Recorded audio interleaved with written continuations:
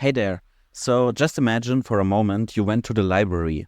You weren't really sure what you're looking for. You're just browsing around. So the librarian comes to help you. You're telling him what you're interested in, and it doesn't take a too long time until he comes back with a book you have never heard about.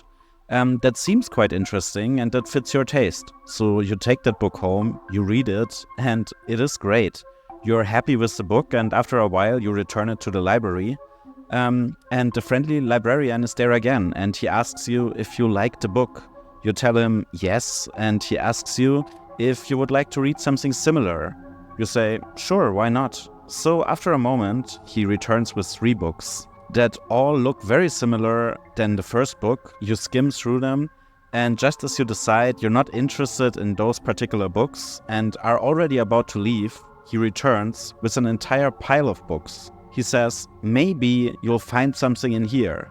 Wow, this guy, he really tries hard to be helpful. You have some time and some of the book covers, they catch your eye.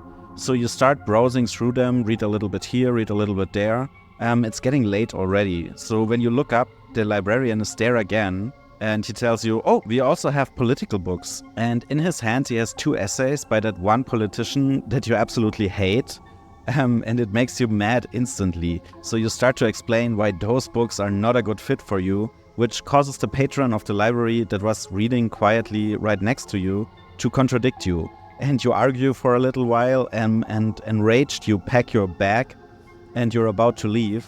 But the librarian shouts, hey, look, some of our books, they are written by literal idiots. Look how stupid they are. Let's laugh at them together. And he is absolutely right. The book he is holding in his hand, it is absolutely ridiculous. It's crudely handwritten garbage. It's almost offensive that this trash can be found in a library, you think.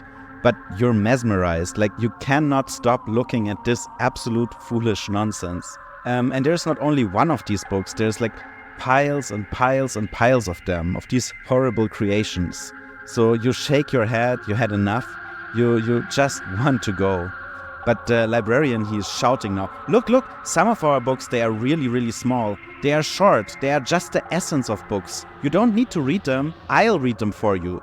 He starts to read a short story. It doesn't make sense, but before you can tell him, he started to read a completely different story already.